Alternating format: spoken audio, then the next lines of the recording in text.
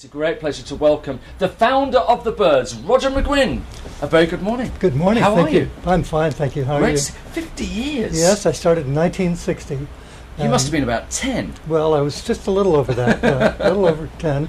And I was hired by a group called the Limelighters. It was a Kingston trio kind of group. And I performed with them on an album called Tonight in Person.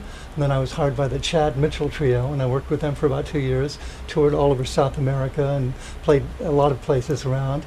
And then I went with Bobby Darin, worked for Bobby, and worked with Judy Collins and Simon and Garfunkel. Some great names. Yeah, great and names. I was a studio musician in New York for a while. Then I went out to LA, and I was the opening act for Hoyt Axton, who was a big folk singer at the time. Right.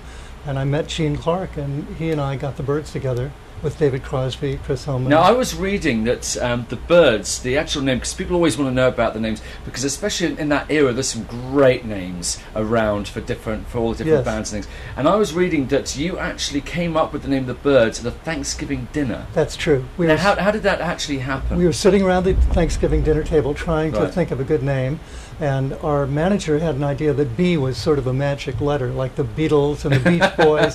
He thought that little girls kind of thought it was cozy and cuddly like a teddy bear. Right. So we wanted something with a B, and then someone said, what about the Byrds, B-I-R-D-S, and of course that meant slang. In England it was the girls. That's we right. didn't want to be the girls, you know. Now, that could have been a bit confusing Yes, for people. it would have been. Yeah. So then they suggested changing the name to B-U-R-D-S, and we didn't like that at all. No, yeah. And I think I came up with the Y, and it stuck. Wow. So you came up with that? Yes. Fantastic. Yes.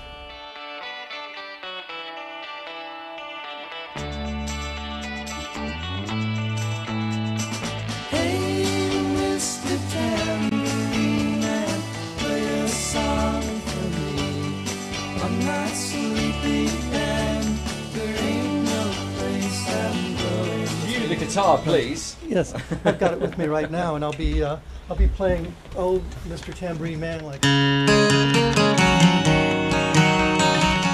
won't ruin it by singing along.